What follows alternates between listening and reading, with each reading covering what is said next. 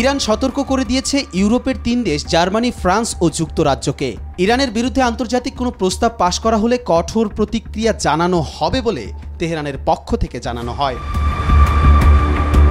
ইরানের পররাষ্ট্র মন্ত্রণালয়ের বিবৃতিতে বলা হয়েছে, ইউরোপের 3 দেশ চলতি সপ্তাহে IAEA এর বোর্ড অব গভর্নেন্সের ত্রৈমাসিক বৈঠকে ইরানের বিরুদ্ধে একটি প্রস্তাব পাশের চেষ্টা করছে।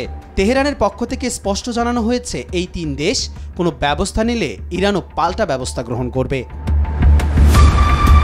ইরানের প্রেসিডেন্ট মাসুদ পেজেশকিয়ান IAEA এর প্রধানের সঙ্গে বৈঠকে বলেছেন, ইরান পারমাণবিক প্রযুক্তি নিয়ে যা করছে তা আন্তর্জাতিক আইনি কাঠামো ও সংস্থার নিয়ম মেনেই করা হচ্ছে। তবে তিনি ইঙ্গিত দেন, যুক্তরাষ্ট্র এবং ইউরোপীয় দেশগুলো JCPOA অনুযায়ী তাদের প্রতিশ্রুতি ভঙ্গ করেছে।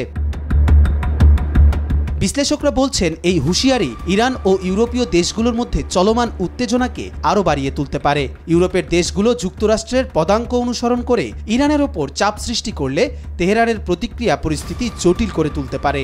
ইরানের পক্ষ থেকে দেওয়া এই হুঁশিয়ারি মধ্যপ্রাচ্যের রাজনীতি ও আন্তর্জাতিক কূটনৈতিক পরিমণ্ডলে নতুন মোড় আনতে পারে বলে ধারণা করা হচ্ছে। ইরান নিজেদের জাতীয় স্বার্থ ও পরমাণু প্রযুক্তি নিয়ে কঠোর অবস্থান বজায় রাখার প্রতিশ্রুতি পুনর্ব্যক্ত করেছে।